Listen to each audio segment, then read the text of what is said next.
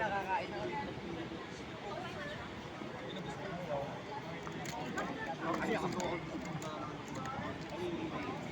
Mancha. Hi, kamusta kayo? Okay na? Yeah, that's the essence of this graduation. No? To STI College Munoz ESA Administration, Honorable Commencement Speaker, faculty, staff, proud parents, and my dear fellow graduates, a warm and resilient morning. As we reflect on our senior high school journey, we have a lot of memorable moments that surely reflect of who we are. Different chance, but simple, to learn with purpose and apply it for the nation. Objectively speaking, I have two words that describe my senior high school journey here at SCI Munoz. The first one is resiliency. No matter what happens, I am still able to adjust in any environment that I have. I am so prone to any urgent things, but still I was able to manage it. The second one is morality. I critically know what is right, not only for myself, but for the sake of my fellow STIers. We stood to become a leader in our life, but academic credentials are not enough.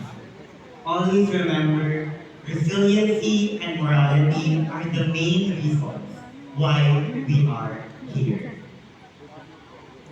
With honors, with high honors, with highest honors, or any academic excellence titles are the things that certifies our competences as a student. Ngunit, sino nga ba talaga tayo kung wala ang mga medalya na kasabit sa ating leeg at mga sertipikong natanggap natin? The STI taught us to be future ready, of course. But how we will use the skills and competences if we are bounded by limited opportunities caused by incapable authorities? And the question is, what is life after graduation? I remember one of the current senators of our country who said that our generation is weak. It is so ironic to say that we are prepared to as weak while we are battling in many problems academically and personally. Tatapatin lang po namin kayo, our dear parents, our guardians, hindi po madaling maging estudyante. Nakakapagod din po maging estudyante. Ilang oras na tulog para lang tapusin ang research papers, activities, performance tasks, and etc. And we are in that same situation in our life. Some of us are working students, at iba po sa amin ay mga pinagdadaanan sa iba't ibang buhay. But it doesn't literally mean we are weak. We are competent. It's our responsibility to lead a nation. It begins with us because the competence that we learn along the way is the foundation of the leadership that is able to change our system. Our success extends beyond academic credentials, representing 2 years of learning and perseverance. True leadership involves integrity, accountability, consistency, and commitment. It's about making a positive impact through actions and moral character, rather than simply holding a title. As we walk in our new journeys and take different paths, we are the country's future public servants, engineers, educators, accountants, entrepreneurs, innovators, or anything that you want in the future. But always remember, we should be committed to help to have a better system.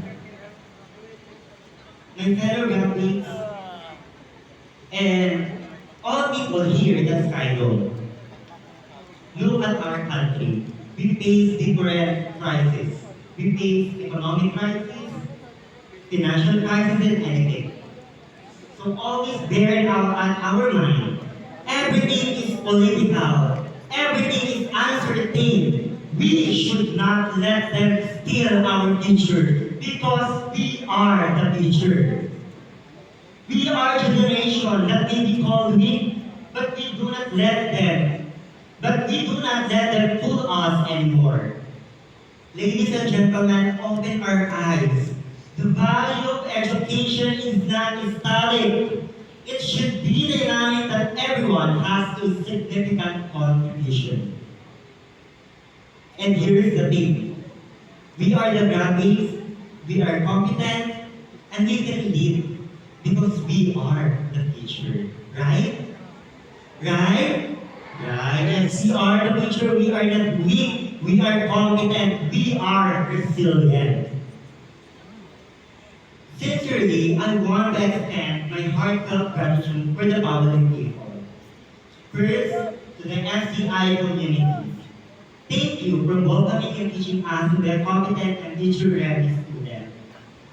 To my second home, Office of the Student Affairs and Central Student Government Family, thank you for being part of the journey helping me to grow as a person, especially to my CSG advisor and our second father at CSG, Attorney Wilson Morano.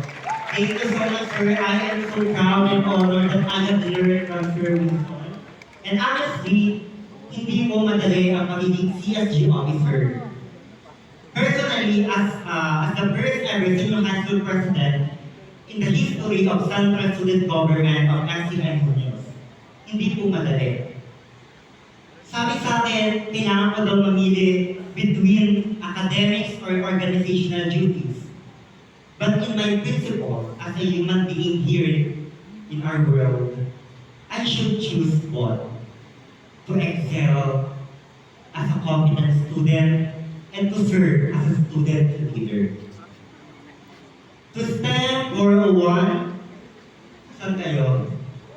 To stand for a one, that some of them turned to a friend of mine. I am so very grateful for having all of you, especially to my capstone project and practical research group. Thank you for entrusting me from brainstorming into prototyping. I felt the essence of teamwork between us. So, saan tayo later? May joke yun. To all coaches, thank you for being part of our journey. We are not here without the help of each of you, especially my class advisors in grade 11, Mr. Joel Fernandez. Thank you for guiding and supporting us. Thank you so much, Sir Joel Fernandez. Of course, to my family, especially to Mama Lisa, who raised me along with my siblings independently. I know how proud you are of me, Ma. But I am the proudest one. Because without you, this will be impossible to my life. Thank you for not pressuring me. Thank you for a simple life that makes me more content in our life. I know umiiyak ka right now, but I know that's a tears of joy. No? Kung meron daw dapat naiyak, ito dapat yun, Ma. I love you so much, Mama.